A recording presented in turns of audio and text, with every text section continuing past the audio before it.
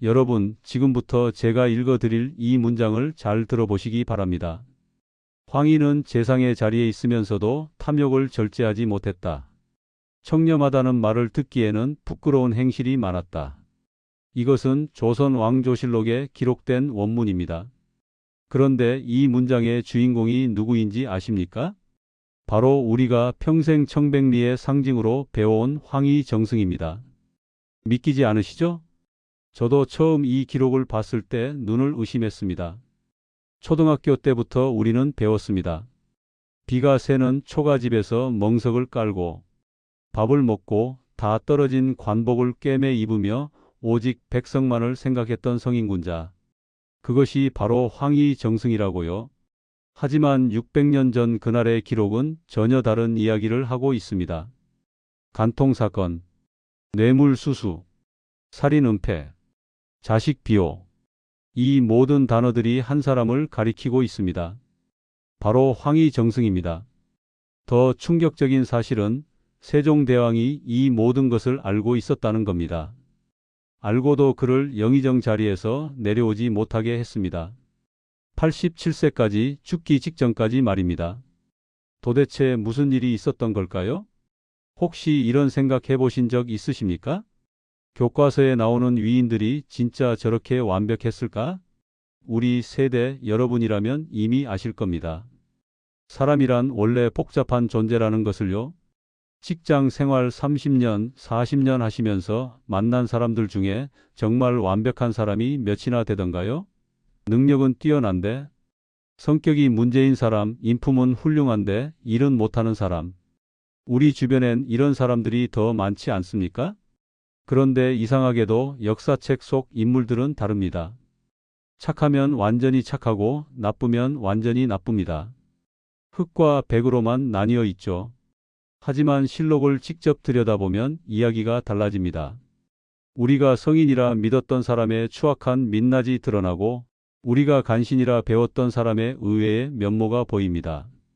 오늘 발해왕에서는 조선 왕조실록에 적혀 있지만 아무도 말해주지 않았던 황희정승의 진짜 얼굴을 보여드리겠습니다.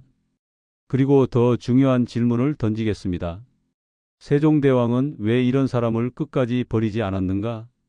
이 질문의 답 속에 오늘날 우리가 배워야 할 진짜 리더십의 비밀이 숨어 있습니다. 세종 10년 1428년 어느 날 한양 궁궐 안은 발칵 뒤집혔습니다.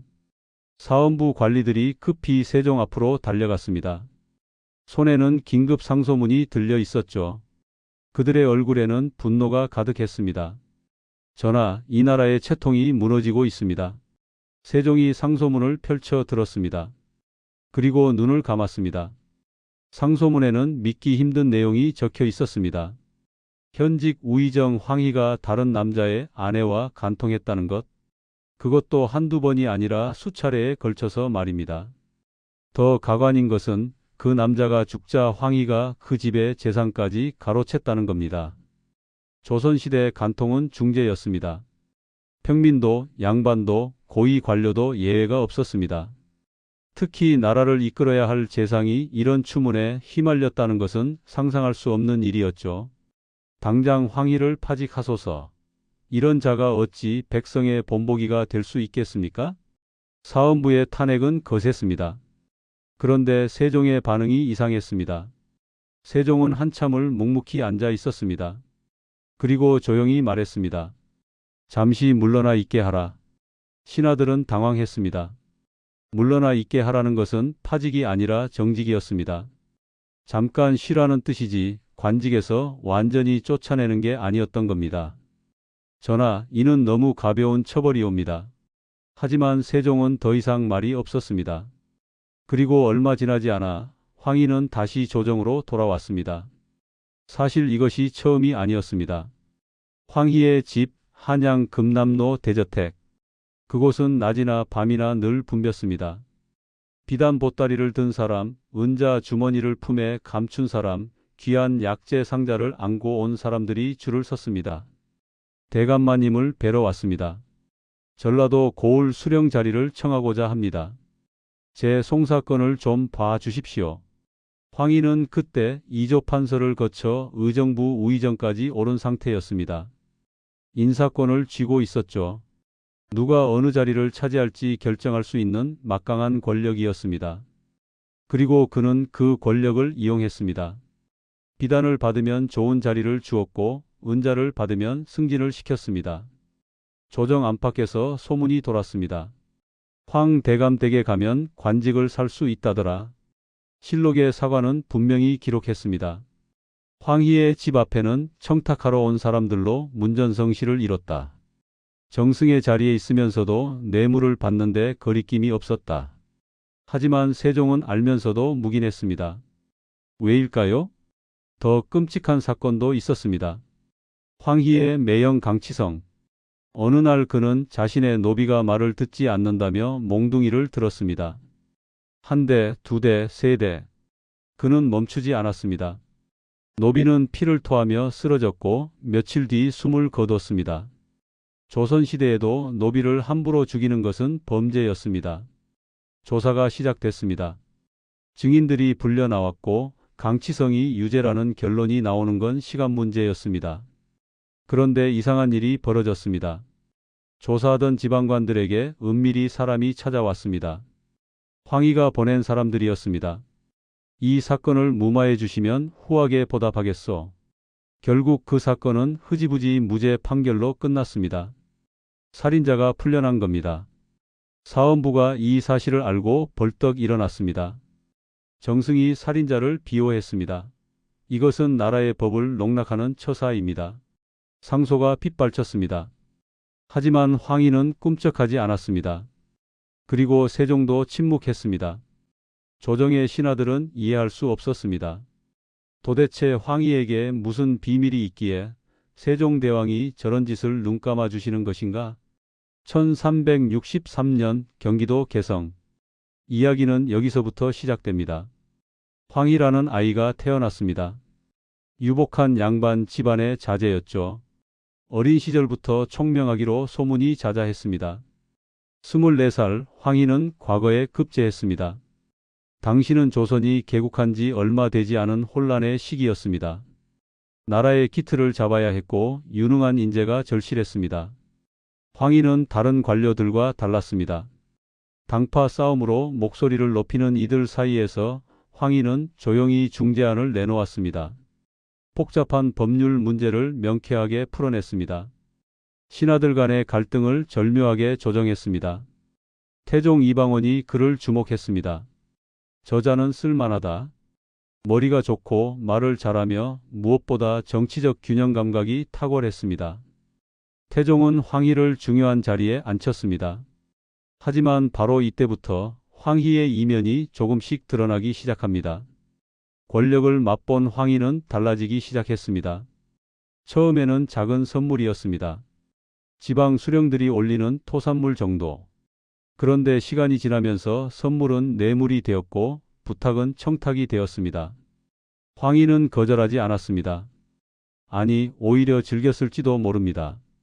그리고 그 대가로 그는 평생을 세종의 감시 아래서 일해야 했습니다. 자식 사랑은 또 어떠했습니까? 예나 지금이나 자식 이기는 부모 없다지만 황희의 아들 황치신은 아버지의 후광을 등에 업고 온갖 비리를 저지르고 다녔습니다.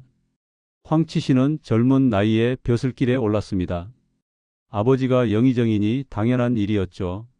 하지만 문제는 그가 관직을 이용해 사익을 챙기는데 주저함이 없었다는 점입니다. 실록의 기록을 보면 황치신은 뇌물을 받고 공금을 횡령했습니다. 자기가 맡은 지역에 세금을 빼돌렸고 백성들에게 불법으로 부역을 시켰습니다. 이런 일이 한두 번이 아니었습니다.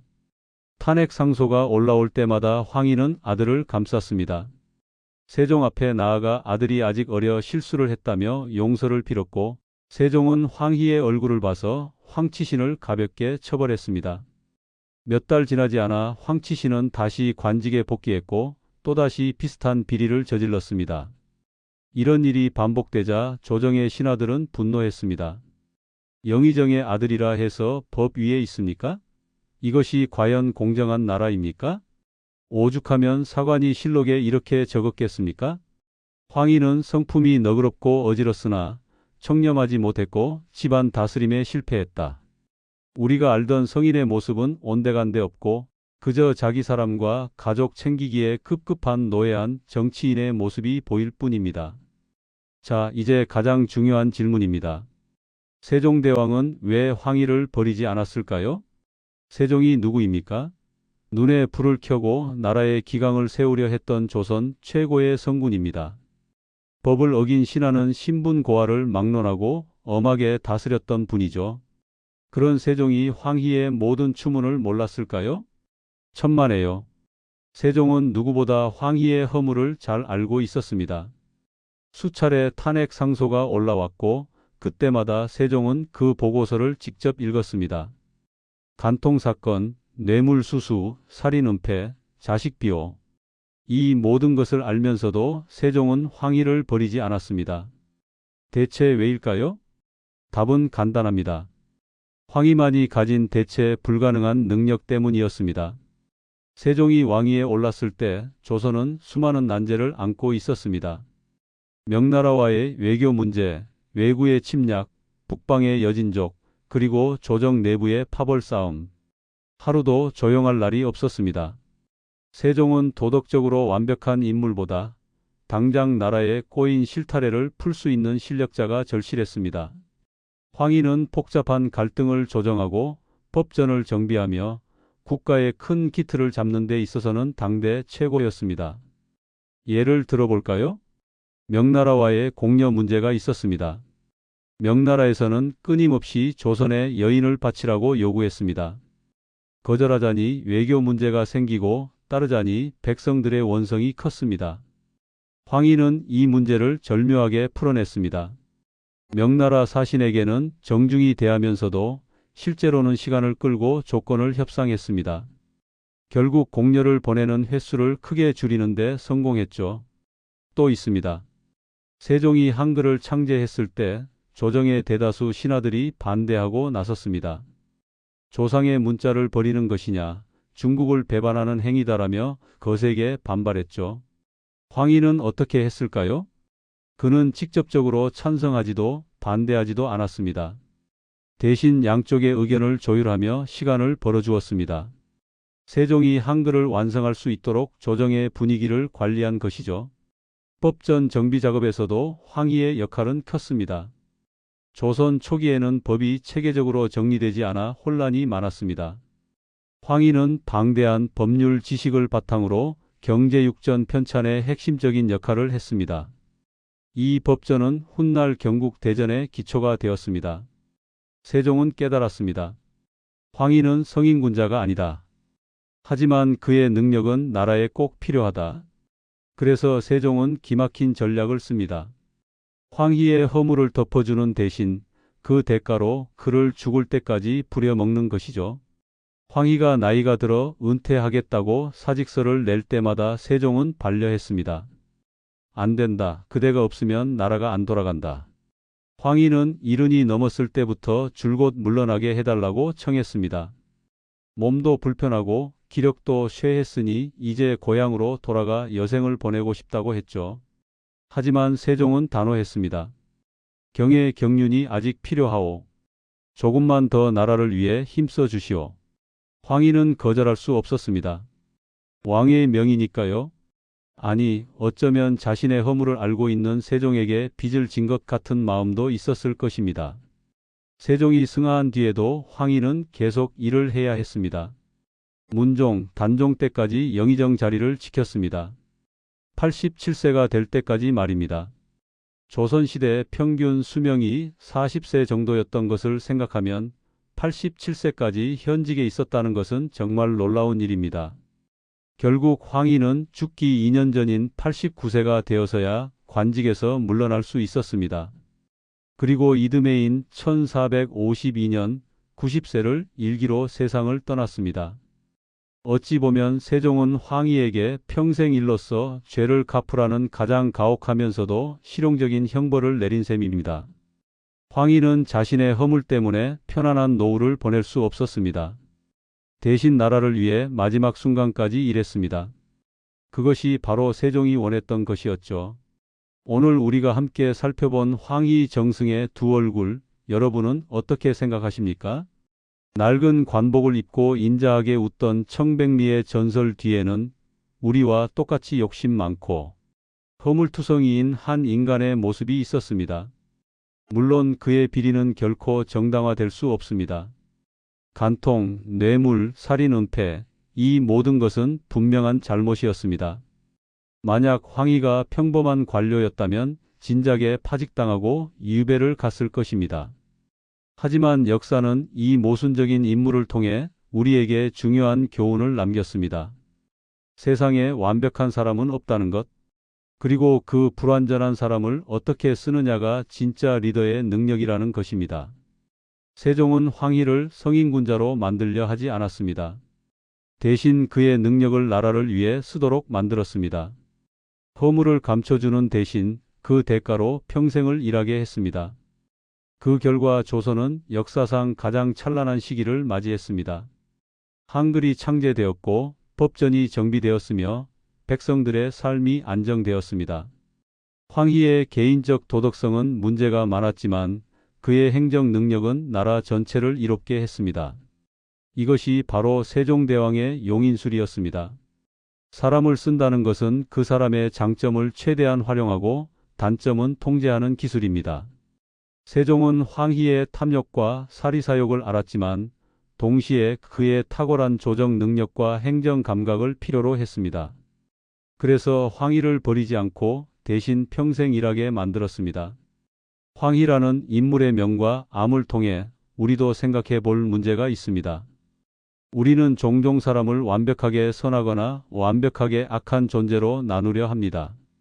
하지만 현실은 그렇지 않습니다. 대부분의 사람은 장점과 단점을 동시에 가지고 있습니다. 내 주변의 동료도, 부하 직원도, 심지어 가족도 마찬가지입니다. 완벽한 사람을 찾으려 하면 평생 혼자 일해야 할지도 모릅니다. 중요한 것은 그 사람의 재능을 어디에 쓰느냐입니다. 황희는 개인적으로는 문제가 많은 사람이었습니다. 하지만 그 능력이 나라를 위해 쓰였을 때 조선 최고의 태평성대를 만드는 데 기여했습니다. 이것이 바로 오늘날 우리가 배워야 할 진정한 리더십이 아닐까 싶습니다.